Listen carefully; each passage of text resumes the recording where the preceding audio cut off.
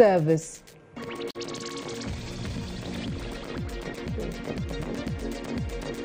Parliament has enjoyed 25 years of uninterrupted service. How significant is this? We'll find out later in the bulletin. Those are the top stories over the next 60 minutes here on News Tonight.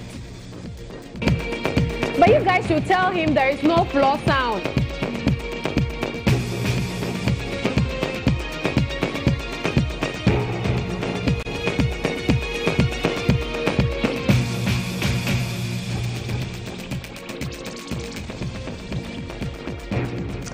You're watching News Tonight with me, Kemini. Amanok Patrick can be here tonight.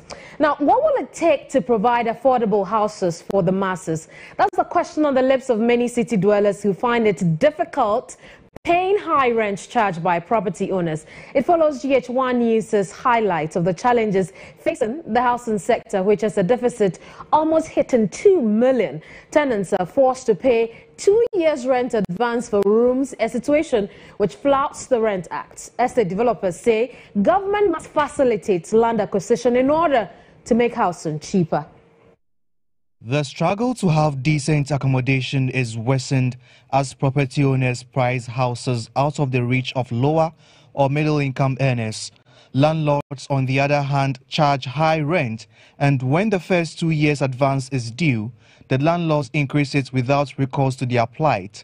For those who want to buy land to build their own houses, acquiring land in the Greater Accra region and other parts of the country is riddled with frequent cases of fraud and distrust at many levels. One gate. Ni a washipon a hambu, Aka Tetafrimi, a washpon abue, Lakashpon, a yemu, Agaka 1980 judgment. Nituankashi, all the 4 principal members of the heavy gate, Amifio Kumila signed document. Ranking Member of Parliament's Works and Housing Committee, Samson Ahi, says efforts to establish land banks by government has not been effectively managed. In Ghana today, once you have your money, you know a chief, you go to the chief palace, you buy the land, you are a real estate developer. Nobody controls you. And then, lack of regulation. And so you will build, you do the construction yourself, you will connect, extend water. So the cost of water will be included. Construction of or extension of electricity power, it will be included. If you have to do the tiring, the roads, it will be included. And so when we were in office, Cabinet took a decision that the government should buy land banks. So we bought land banks. We had some in Volta region, Accra here, so many places. Meanwhile, estate developers say the high cost of houses is influenced by the difficulty in acquiring lands which are mostly riddled with litigation. They want government to make land acquisition easy by effectively tapping into the land bank's proposal. Double sale of land. You buy one plot of land, you pay more than 2 people to finally own it. So if the component of the land in my cost structure is 5,000 and I've paid twice, it tells you that you pay 10,000 for the land. Then when we finish, we come to infrastructure. Roads, electricity, water, now even fiber, broadband and internet and all these things have become part of basic infrastructure. Who pays for them? The developer. The developer is paying for all these things. From our analysis, infrastructure and land constitute about 30 to 35% of our costs. In addition to the growing housing deficit, data further suggests that over 50% of Ghanaians live in substandard houses, including dilapidated inner-city dwellings, uncompleted houses, shops, and other unsuitable structures. Developers say when given the needed support and policy frameworks, the housing challenges can be managed. Well, tomorrow, Ghana will be 61 years old since it gained independence from British rule. Here at GH1 TV, we want to call the whole month of March Freedom Month. And so we'll now bring you some of our freedom stories. With some hours into Ghana's 61st Independence Day celebrations, officials at the Black Star Square are intensifying efforts to ensure that the place is ready for the august ceremony. When GHOne News arrived at the venue, the facility has been adorned with national colors. Chairs had been brought, stands covered with tarpaulins, and security posts have been erected with some security personnel taking positions along the gates and the forecourt of the square. The lawn around the Independence Arch was receiving final treatment, while the hitherto non-functional fountains had water flowing from them. The poles along the principal streets of the square have also been decorated in national flags. The police mobile clinic and fire tenders were also spotted on standby. Police officers were seen offloading barricades, which will later be mounted at designated points. Painters, carpenters, liners and electricians and other artisans were also seen busily attending to their work schedules. So what have you done to the facility so far? So now we dismantle the scaffold and everything down so that you pack everything because of the tomorrow Independence 6 March. So what are you left to do now? So now we dismantle the material, the scarf material, to down and we pack it out so that we finish the work today. Okay. How do you feel about tomorrow's program? Oh, I'm sure tomorrow everything will be okay because here make fine. Meanwhile, political historian Professor Nana Esilfi Kondia is cautioning government to cut down on opulence in this year's Independence Day celebration. As a nation, we're very long on talking about ceremonies and will-dos, but we are very, very short, anemically short, of putting into practice what needs and what ought to be done properly and well done. Let's be very modest. 61 is not necessarily a landmark. 60 was, 50 is, 25 is, 70 is, 80 is, right? So let it be very modestly done, especially when we're crying that we are in economic crisis. Nigerian President Muhammadu Buhari will be the only foreign head of state to attend this year's Independence Anniversary celebrations. President Buhari is also expected to use the unique opportunity to reaffirm the long-standing warm relations between Ghana and Nigeria. According to an itinerary from the presidency, President Nana Addo Dankwa Akufo-Addo will on 6th March unveil the National Cathedral Plan at 9 a.m., while the Independence Day Parade will commence at 10 a.m. This will be followed by a lunch in honor of Nigerian President Muhammadu Buhari at 1 p.m.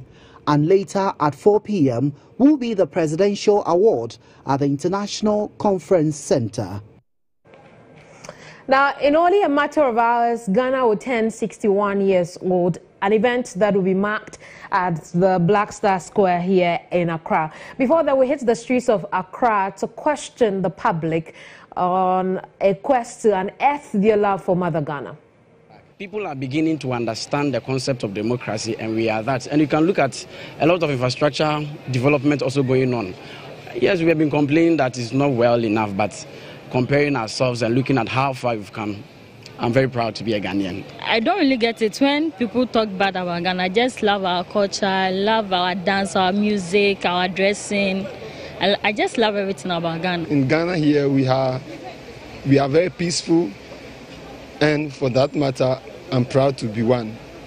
I'm proud to be a Ghanaian. Very proud to be a Ghanaian. And then I am because of our rich culture, the kind of minerals we have, the gold, the manganese. Of course, I'm proud to be a Ghanaian. Ghana, we live in peace and harmony. There is no war. And then we being a democratic country, we are able to share our views other than other countries, which being an autocratic country, we can't share our views around. Yeah, that's why I love Ghana. You know, the kind of politics in Ghana is like to whom you know. If you don't seem to belong to any political party, then the national cake will be shared and you will not even have your share.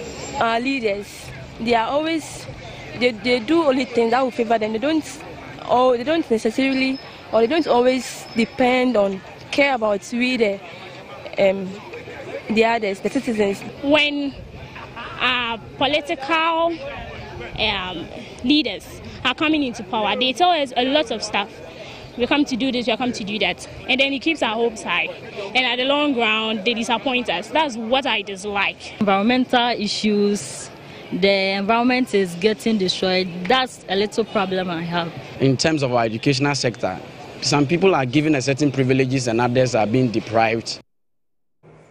You're still watching News Tonight, and we're sharing with you some of our Freedom Month stories that prepare us for the big day tomorrow. Now, Saturday's National Cleanup exercise saw a very low turnout, even though it was part of activities leading up to the 61st Independence Day anniversary. Now, 2 days after, we head back to Nima to see if the Sanitation Day chalked any successes at all in a community largely seen as insanitary. Now, the area surrounding the Accra Mall was also very dirty. The exercise, which started at 6 a.m., saw the motorway and other areas being cleaned up. Members of the public were conspicuously missing, though they are part of the insanitary problem the country faces. And so, the exercise only had staff of Zoom Lion, the AMA, and some few volunteers participating. Mayor of Accra, Mohammed J. Sowa, said they will introduce an effective public education program that would stimulate attitudinal change and revive communal interest in the public. We are retooling our waste management department to be able to do some of these things.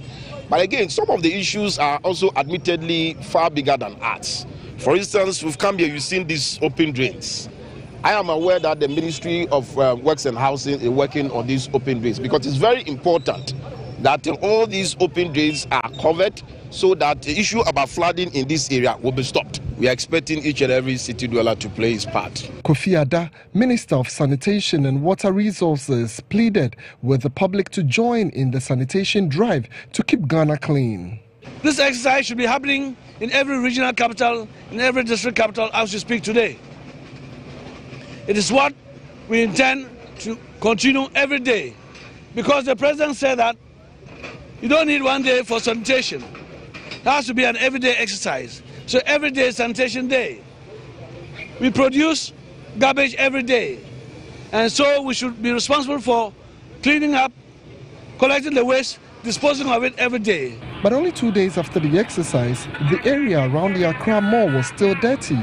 A pile of filth was seen sitting at the bus stop close to the overpass. Residents of Nima said they had no idea of any such exercise on Saturday. The entire course they mean because na me nim me kura mante hwe say biribisa be koso ente me nim say biribisa koso ente say me sim betima kire o de entire koso ha dia na me nkasa no me nim. The popular Nima Gata and its surroundings are still submerged in filth. The Kanka sees no improvement in the community. Residents are calling on the government to pay heed to the sanitation issue in the community.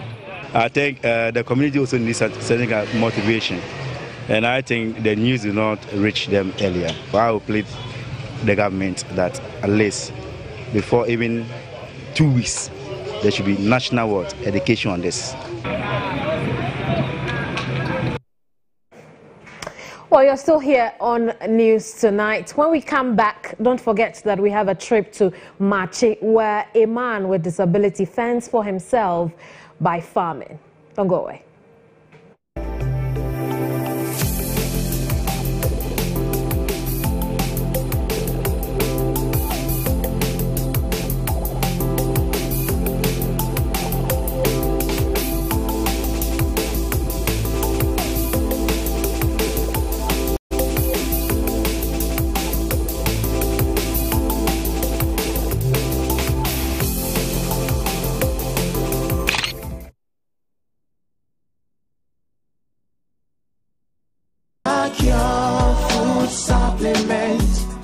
Madam, I want prosecute herbal tea.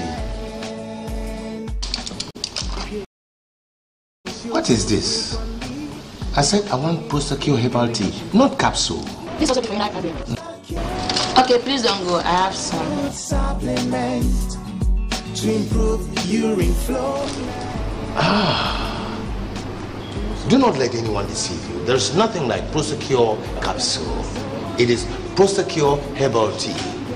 Just boil it and drink it. That's all.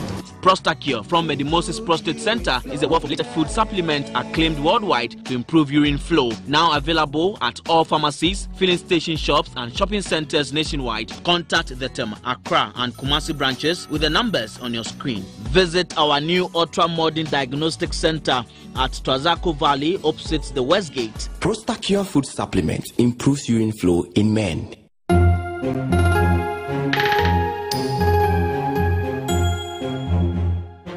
So what makes Storm Energy drink different? Look into the bottle.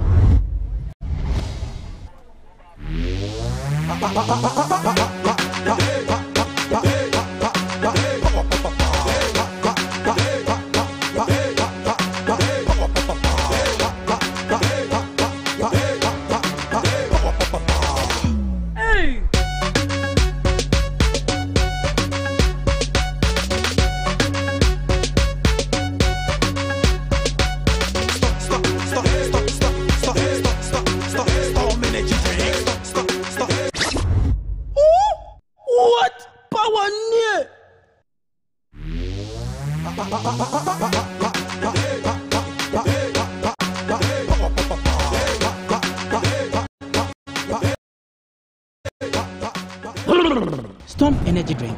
Power.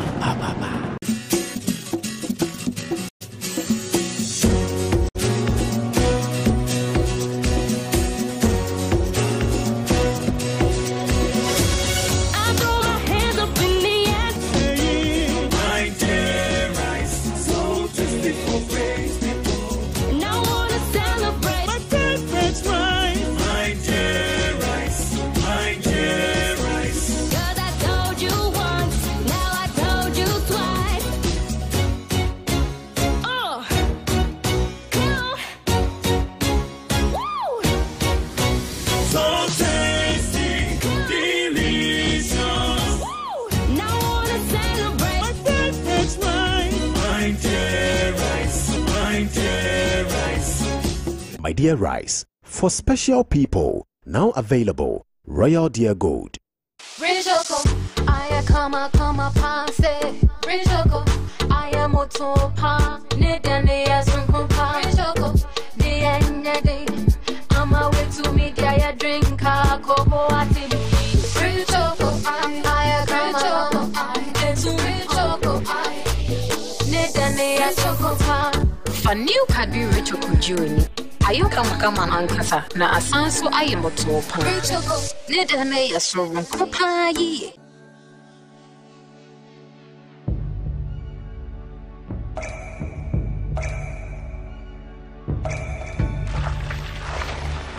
Water gives life. Water is life. Enjoy the pure, refreshing taste of Awake Purified Drinking Water, which comes in a uniquely designed bottle with a lemon green top. Water is your perfect way to stay hydrated. And remember, for every bottle you buy, an amount will be donated to the National Cardiothoracic Center, Ghana. Awake Purified Drinking Water, one for life. For bulk purchase, contact 0262 351 251.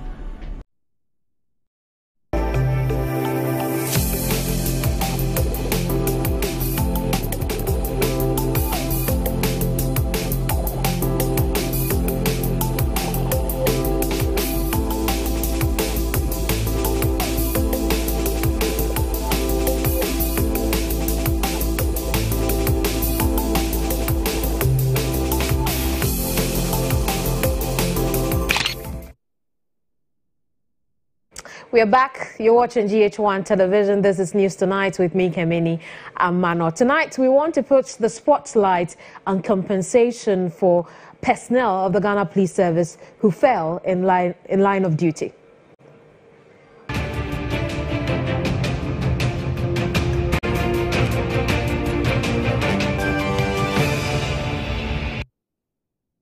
So let's talk about these fallen personnel. The families of policemen and women who lose their lives in line of duty are set to receive enhanced compensation packages from the state. The new package covers personnel who were struck down between 2002 and now, as well as families who are yet to receive their full entitlement. In 2014, 11 police officers died in their line of duty. In 2015, 7 other officers were killed. This recurring phenomenon was experienced in 2016-2017, and just 3 months into the year 2018, 4 officers have been killed. These gruesome murders have opened up conversation into whether the police has what it takes to protect Ghanaians.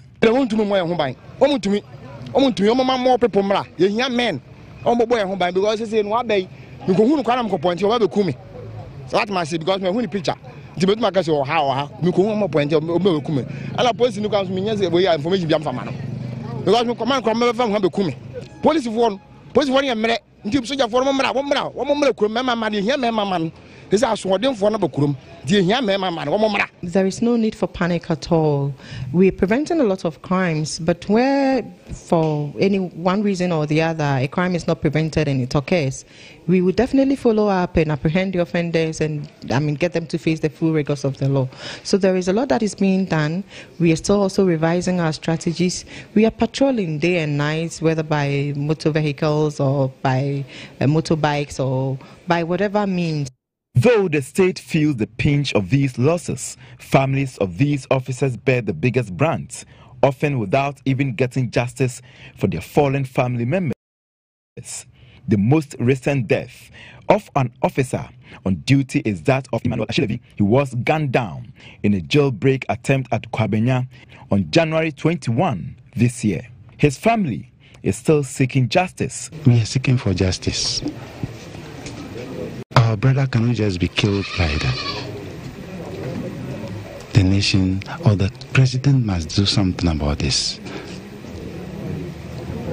We've lost a great one, a great brother in our family, and the government needs to do something about this. At his funeral service on March 3, the president, through Dr. Bawumia, announced a reviewed compensation arrangement by the states for the late officer after he was posthumously promoted to Assistant Superintendent of Police. The President, Nana Addo Dankwa Akufo-Addo, through the Police Council, has instructed that Chief Inspector Emmanuel Kweku Aslevi be posthumously promoted to the rank of Assistant Superintendent of Police. And so, Ashlevi's family will receive a total of 185,000 Ghana cedis, equivalent to 1.8 billion old cedis. In the past, the average amount paid was 500 Ghana cedis. According to Dr. Muhammad Bawumia, government is committed to improving and sustaining the general welfare of the officers.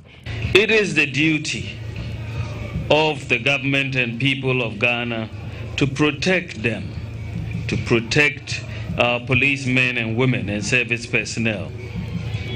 The government has therefore resolved stronger than ever to improve and sustain the general welfare of all police personnel, to support the service in its fight against crime, and also to make funds available to the police administration to appropriately compensate all police personnel who get injured, or even those whose lives in the course of their normal and official duty, who lose their lives in the course of their normal and official duty. Emmanuel Ashlevi's family is not the only beneficiary of this new package. Some 122 other officers who either got injured or died in the line of duty are to be included in this this package, security analyst Emmanuel Suwate has lauded the compensation initiative and hopes it is sustained. The money, would help. Of course, you can never say at any point that money can be equivalent to life.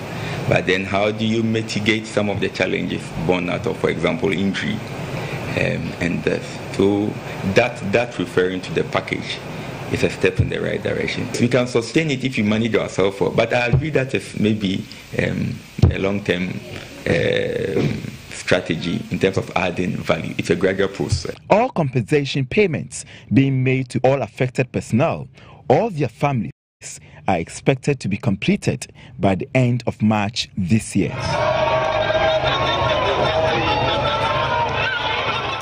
Well, you could say that given recent circumstances, this compensation package is coming at a very good time. But he had some figures in that report. Let's put some names to those figures as far as these fallen personnel is concerned. And I'll take you to the screen now. Let's start with the freshest. In 2018 alone, we've had about 4 officers dying in line of duty. The most recent, Inspector Emmanuel Ashilevi, he was gunned down on Sunday, January 21, by a gang of armed men who attempted a jailbreak in Kwabenya. That's one that we won't forget anytime soon. But before then, on January 29, General Lance Corporal Danso Animon was also killed. He was run over and dragged under cargo truck for 40 meters. It happened at a checkpoint at Gomwa Abosia in the central region. What a way to exit the world. There are also a few more in 2018. Inspector Adolphe Muche, Constable Prosper Ashinyo, both shot on January 10 by unknown armed person. I'll move on to 2017, where we recorded about 7 deaths of personnel in line of duty. We have Constable Courage Agbechiafa, who was killed in a motor accident on May 10. Corporal Robert Kumi Aka was also killed in a crossfire on May 28. Corporal Jakpa Yamajuk also died in a motor accident on escort duties on June 25, and Daniel Owusu was also killed on July 13 by armed robbers. I'll move away from 2017 and take you to 2016, where we recorded 6 deaths also. And Constable Francis Osayamankwa was killed by 8 armed robbers in a taxi attack on March 16. Francis Amenyo Abalo was shot and killed by armed robbers on May 28 as well. Corporal Frank Komla Klu was killed by armed robbers on June 17. Humphrey Lumo was caught in exchange of fire with armed robbers on June 30. Still on 2016, Corporal Esther Kagia Jr., who is the only female amongst the list we have compiled, died on December 8. And Kwakuvi Hukwati was shot by unidentified persons on December 24. In 2015, just like 2017, we recorded 7 deaths. Emmanuel Niacheku shot dead by suspected armed robbers at Radiance LPG station near Powerhouse in Ho. September 22, Prince Charles Akata shot and killed by armed robbers on January 7, 2015, while on lawful duty at Weja. We also have Constable Luke Dantoa and General Constable Ransford Boache. Kia truck rammed into their patrol vehicle on February 4, 2015 at Shai Hills. Sergeant Albert Aduba and General Sergeant Samson Atta Solomon Otri were also run over by vehicles at their checkpoint. Sergeant Aduba's incident occurred on October 26, 2015. Move on to, we'll still be on 2015 for a bit longer. Sergeant Albert Aduba, I believe we've seen this already, so I'll move on to the next slide, 2014. 2014, as far as our compilation is concerned, recorded the highest number of deaths of personnel in this country. Constables George Niko and Jegri Tablim attacked by an unidentified gunman on June 12. Inspector Joshua Kujo Nuchakwi also died in a motor accident while leading a highway patrol team on March 12. General Constable Evans Amwako knocked down by a vehicle while performing traffic management duties on January 12th. Who does that? And then also we have on our next slide. Well, I'll bring you more of that now, but let's have a conversation on whether or not this new compensation package is that magic wand that personnel need to perform their optimum. Over the phone lines now is international relations expert Dr. Vladimir Enchi Danso. He's also with the Ghana Armed Forces. And Doc, Doc, if you can hear me, let's go straight to the point, Doc. Is this new compensation package, is it inspiring enough for personnel? Well, everywhere you have such compensation packages, and I think within the security services, so there is something like that. If the president is enhancing it, it's in order. But that does not mean that the such incidents will not happen anymore. It is something to not serve as motivation, but to serve as gratitude for laying their lives for those of us who are not in the job. So I do not think the president needs it to be something which should be enough. There's nothing enough when a life has been lost. So it is something to show that when your life is on the line, the country recognizes it. And I think it's so everywhere. In the U.S., for example, if someone dies in battle, the body is brought all the way to the presidential palace for the president to touch the coffin before it is taken for burial. And that alone is a big thing before other compensations. So I think the president has done well by trying to help motivate our personnel whose life is in line of duty all the time for us. Well, compensation will be just one of those things we would have to do for personnel as they protect the rest of the citizenry. What else would you expect the government to do in the short to medium term in terms of propelling the Ghana Police Service?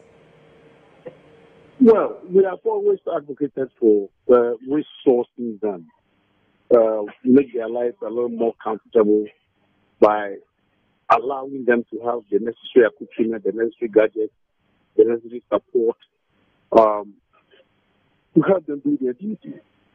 The point is that if they are poorly resourced, poorly clothed, and things like that, it makes it more difficult because the criminals are always a step ahead of them. So we're talking about, for example, resourcing them with artificial intelligence. That will make their work easier, or the clothes they wear, must all be cameras and things like that. And give them the type of training that is higher than what any other criminal would be able to contain.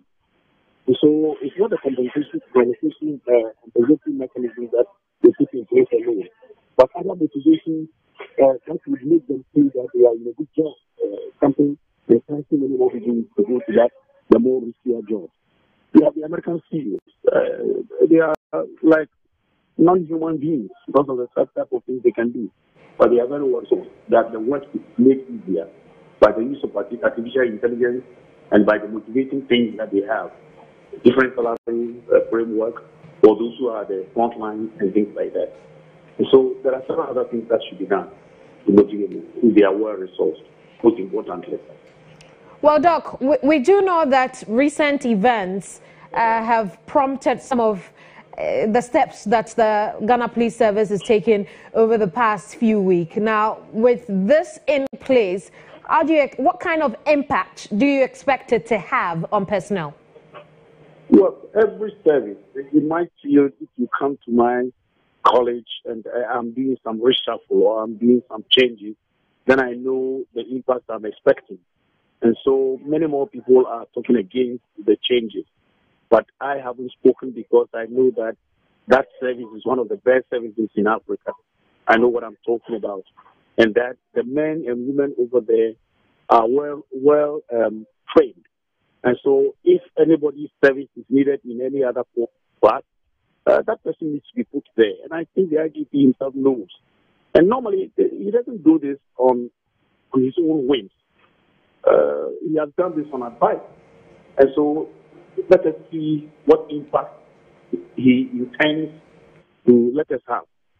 And all the persons mentioned over there, I know them personally. The people he has removed is not a question of demotion. It is a question of putting the people there for them to excel in those areas to support the intention of the Ghana Police Service. So I believe the impact I cannot say, but I think it is for a better impact, and that is why the reshuffle has been made. Yeah, thank you very much, Dr. Vladimir Ainchi Danso there. We've also been sharing this information with you on Twitter, and we've been soliciting views as well as far as this compensation is concerned. So here's what we asked. Government has announced new compensation package for police officers killed in line of duty. Should this be seen as enough motivation to enter the police force? And these are the responses. 43% of you said incentivize while alive. 14% get family justice. And 43% says government must keep to promise. Obviously, a lot of you are agreeing that they should be incentivized while they are alive. That'll be all for Insight.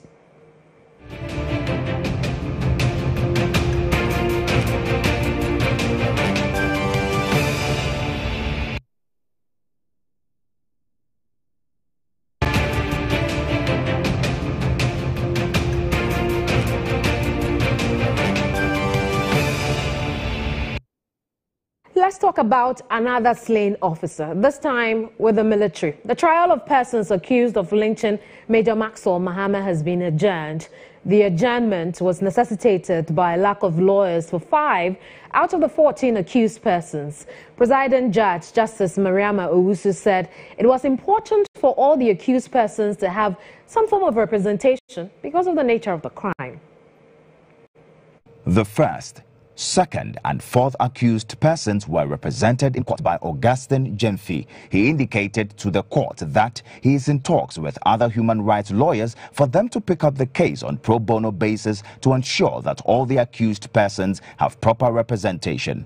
The accused persons who had no representation included Joseph Apia, Bismarck Abanga, Kojo, Kofi Nyameche and Kwesi Asante.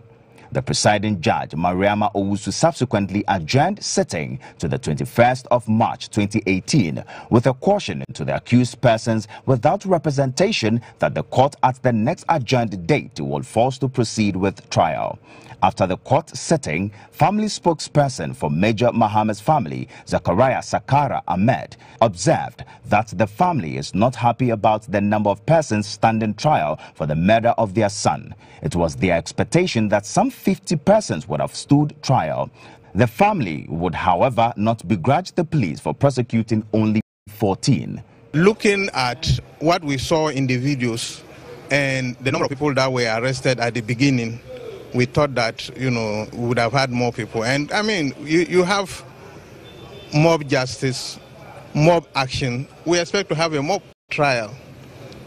Let the court look at everybody. Let them come to the court and come and defend themselves, come and explain their presence at the scene on that day. Unfortunately, this is not what happened. The father of the late Major MAHAMA, Captain retired Dennis MAHAMA, was in court for the first time to observe court proceedings. It's time for Business Brief, and Kweku Time has joined me in the studio. Hello, Kweku.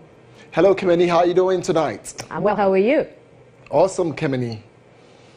I'm sure you want to find out some updates of stories that we have for tonight. In a while, when I come back, I have good news on the tariffs you're paying. You might be seeing some little reduction in there when we come back. Let's take a message from Dusk Capital. When we come back, we'll fill you in with all the details. Business Brief is brought to you by Dusk Capital. We see a millionaire in you. We're looking for you, the next millionaire. We know of your stressful routine. From those 12-hour flights across the Atlantic to your hustle through traffic every day. From burning the midnight oil to that laptop that never sleeps. We know where you are in life, and we know where you want to go. Let us take you there. Thinking investment? Think Dusk Capital. Dusk Capital. We see a millionaire in you.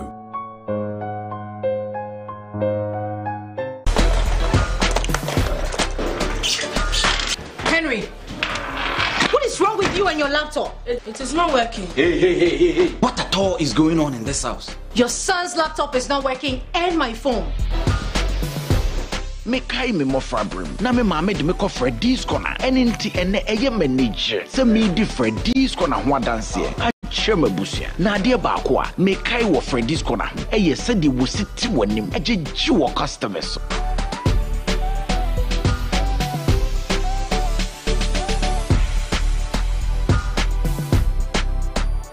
Eba mobile phone, eba laptop papa, camera papa ni PlayStation eye Freddy's corner aha ene wo.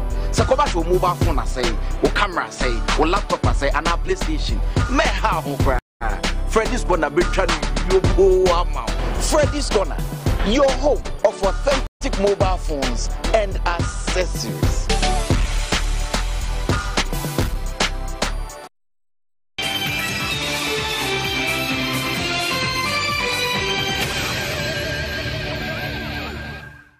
All right, let's do some business now, but straight away, let's start from the courts where the Attorney General's Department pleaded for more time in a suit filed against the state by Exton Cubic Group Limited for the release of their seized mining equipment by the Ashanti Regional Minister Simon Osei-Mensah and the District Chief Executive of the Twema Nwabieja, Williams Darko.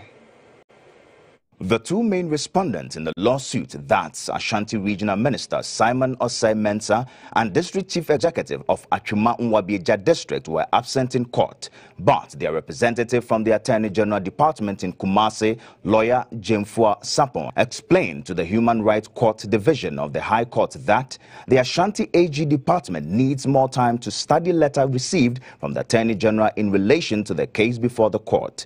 Hence, the need for the case to be adjourned after Easter holidays. However, lawyers of the applicant objected to the request and told the court the plea by the AG for adjournment is an attempt by the respondents to delay case. In the end, the judge agreed with the state and adjourned till April 9, 2018.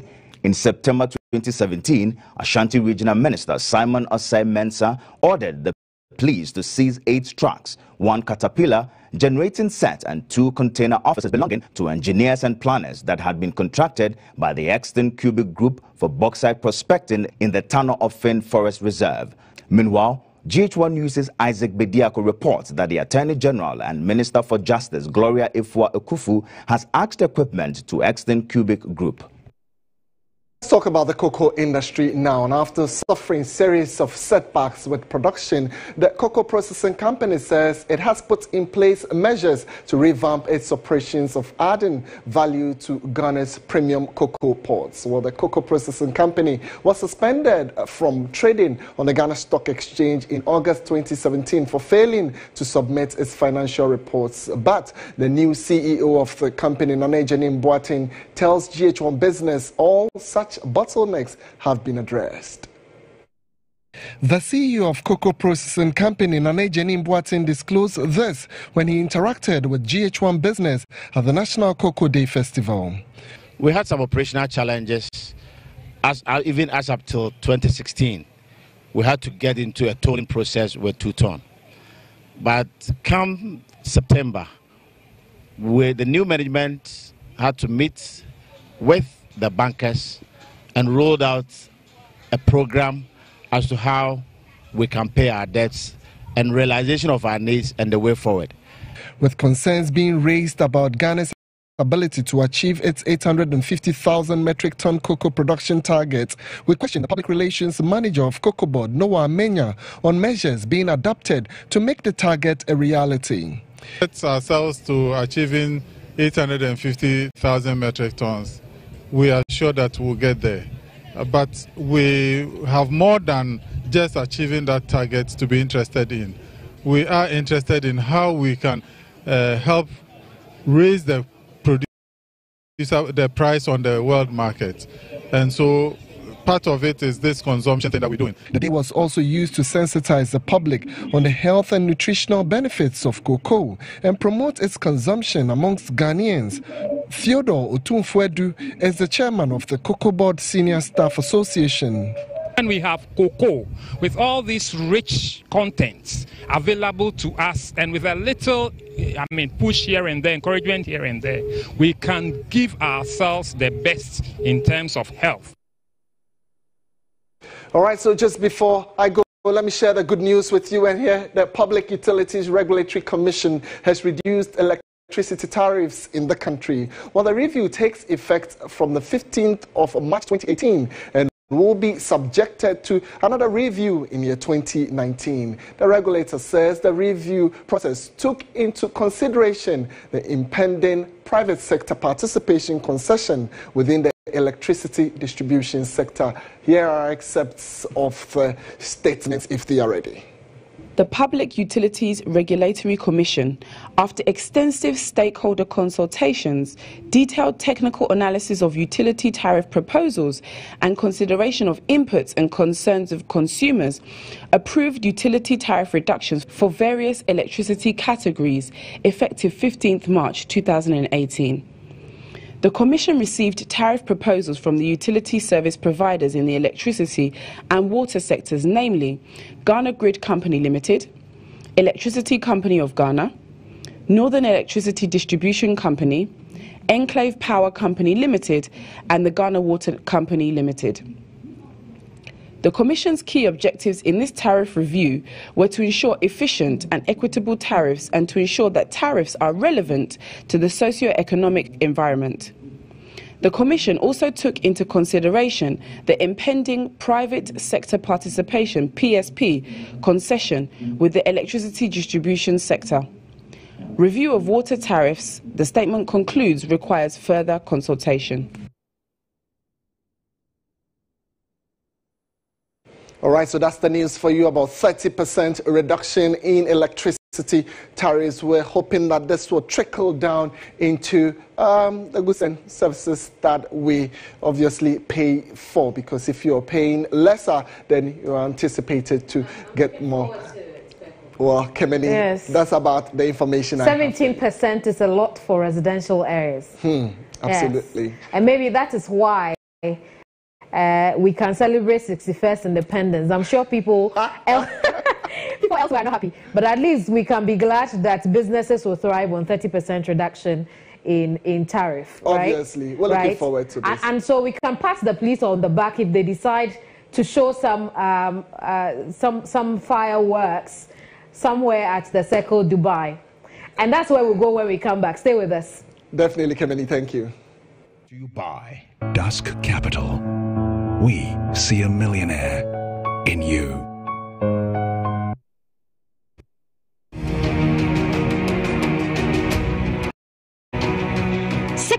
Years old, and Ghana is still heavily dependent on aid. But President Akufo-Addo says no more. We want to build a Ghana beyond aid. A Ghana which is independent, which is self-sufficient, that is capable of standing on its own feet and building its own life. We can do it. Is it too lofty an idea, or is it time the country rallied together to break free? There is a new African in the world.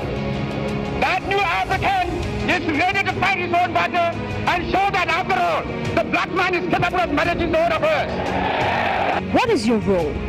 Independence Day anniversary, 61 years on. Ghana Beyond Aid. 6th March at 6 a.m. Only on GHOne TV.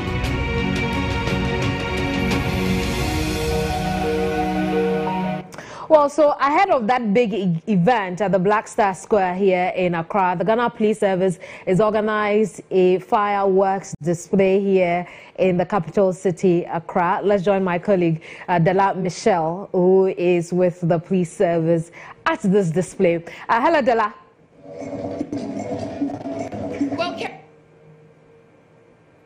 Della, I think we have lost Della, but this is an event that is supposed to herald the big one tomorrow at the Black Star Square in Accra. We are told that a number of police personnel have gathered at the at Circle here in Accra, where the display is supposed to the display is supposed to happen later in the night.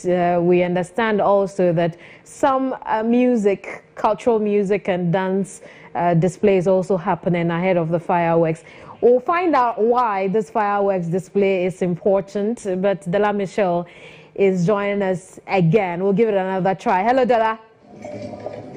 Yes. Dela, I haven't heard of anything of the sort ahead of any Independence Day celebration. What really is this one about? Well, Kemini, if I heard your question right, I'm here at the Kwame Nkrumah Gardens in Circle, where Ghanaians are being ushered into our 61st anniversary. Where I am right now is at the Kwame Nkrumah interchange, known as Dubai to many Ghanaians. Oh, wow. There's a lot of drumming behind me to showing that we are celebrating 61 years as a nation, and this is part of the series of programs that has been outlined to usher us into our 61st anniversary. This is the last of its sort, and tomorrow, God willing, Ghana has been ushered into our 61st anniversary. There are lots of people expected to turn out here. We're expecting the First Lady of the Republic of Ghana. We're also expecting the Vice President of the Republic of Ghana. We're also expecting the Second Lady of the Republic of Ghana. So there are lots of people here tonight. My camera, as you can see, I have some of the people here.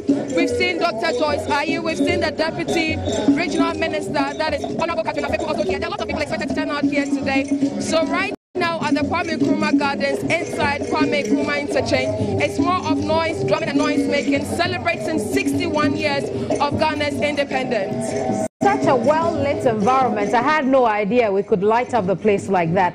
Badala, we know about the people who are there, but what is the significance of this event? What exactly would they be doing there today? Well, for this event, what I picked up for the organizers is that this is the last of all the programs outlined for Ghana at 60. Once this program is done, later we'll be seeing fireworks. There'll be the lowering of the Ghana at 60 flag, and then the fireworks will also take place, and that will end Ghana at 60 and finally usher Ghanaians into Ghana at 61. See. Is this new? Is this the first time we're doing this? You know, kick over the year before and then begin a new one on the next day. Is this new? Is this practice new? Can I hear you again? Well, I'm asking if this practice of saying goodbye to the year before, we commemorate our Independence Day is new.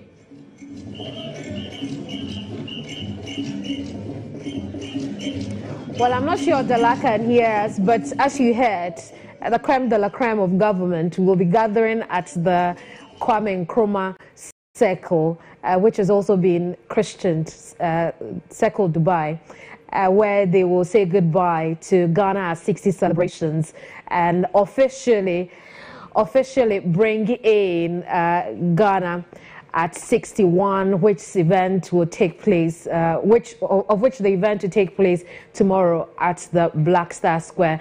The event tonight will be climaxed with fireworks display from the Ghana Police Service, and would let you know what takes place as events unfold there. But let's turn attention to Mache. I told you we'll be going there. Now, many farmers in rural Accra are gradually being deprived of their income as they continue to lose their farmlands to investors and real estate firms. Although many of these farmers in Ghana's capital region are getting frustrated, there are those who have no choice but still farm on their little pieces of land, especially when it's the only source of income. Now, that is the story of old Daniel Efiogba, who crawls on his back daily to his farm due to his disability. This has not deterred him from making a living in Mache, a rural community in the Greater Accra region. This is how the day begins for old Daniel Efiogbe, who could not tell us his age because he is uneducated and has no document to help him trace his age. He has chosen to take his neighbor's word for it when they say he is 70 years. Daniel has been living alone in this hut in Manchi, in the South municipality, after losing his wife some years back. His 2 sons have left the shores of Ghana and are struggling to make ends meet in neighboring Ivory Coast. Old Daniel has been farming all his life, yet has nothing to show for his hard work. This little piece of farmland and another smaller cassava farm are all that he has left. He clears weeds and unwanted plants that have taken over to make way for maize planting.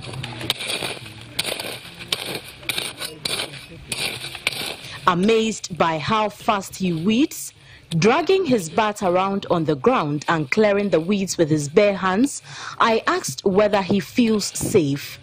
The old man tells me although he does not, he has no choice than to do this daily to get food on his table.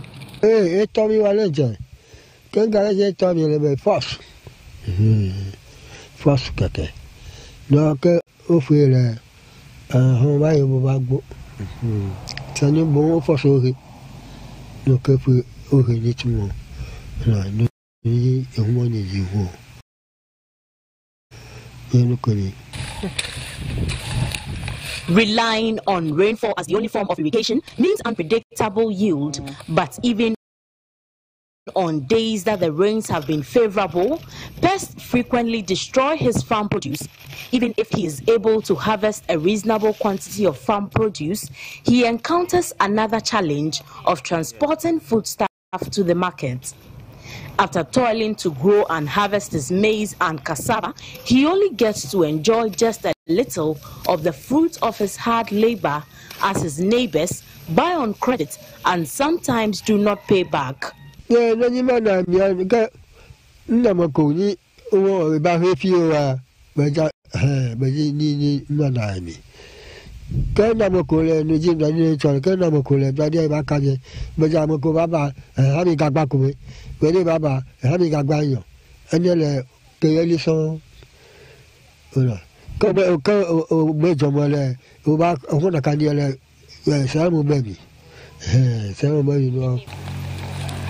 Going back home after farming in the afternoon is a struggle, since that is the time many cars ply the route where his farm lies.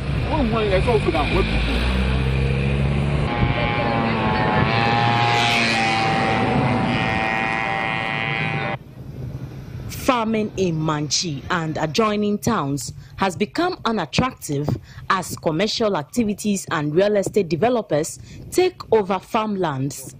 Most people have therefore turned their attention to fields such as carpentry, masonry, and other vocational fields. However, for persons like old Daniel, who cannot do any other thing apart from farming, their plea is to get some assistance to aid in making their work comfortable and rewarding. Old Daniel would have loved to end his farming career to go into trading because of the challenges he faced, but says he has no support to make that happen. His plea now is to get a wheelchair to help him move around comfortably and safely. Alice Aite, GHOne News.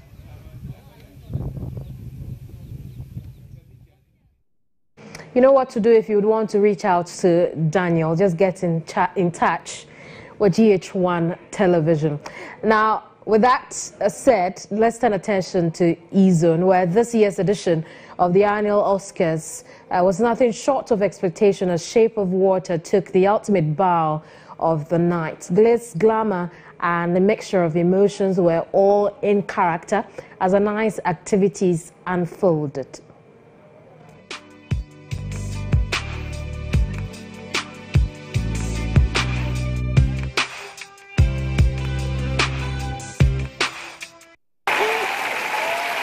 The Dolby Theatre came alive once again on Sunday night as stars showed up in their numbers for the 90th edition of the annual Oscars.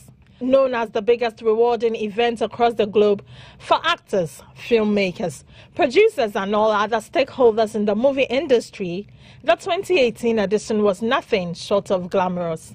Shape of Water, a story that talks about an isolated woman who works as a janitor in a highly secured government laboratory but finds herself deeply in love with a sea creature, picked up the ultimate Best Picture award, and this is what the crew had to say. If you find yourself there, you find yourself in the podium, remember that you are part of a legacy, that you're part of a world of filmmakers, and be proud of it. I'm very, very proud. I want to dedicate this to every young filmmaker, the youth that is showing us how things are done. Really they are, in every country in the world. Gary Oldman came in also with a win as Best Actor for his role in The Darkest Hour, whilst Frances McDormand won overall Best Actress for her role in The Three Billboards Outside Ebbing, Missouri. We are a bunch of hooligans and anarchists, but we do clean up nice. If I may be so honored to have all the female nominees in every category stand with me. If you haven't seen any of the winning films, I'm sure the cinemas will show them. Grab yourself a ticket for the weekend. A few things I'd like you to know just before we wrap up here on News Tonight. It's been 25 years since Parliament began in the Fourth Republic. We'll tell you more about that as we enter our 61st independence period tomorrow. But speaking of tomorrow, do join us for our live coverage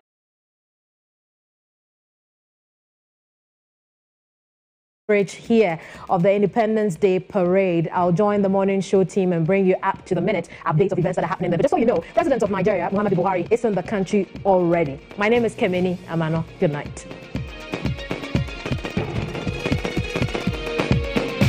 Don't fear the sun. There's a new revolution again.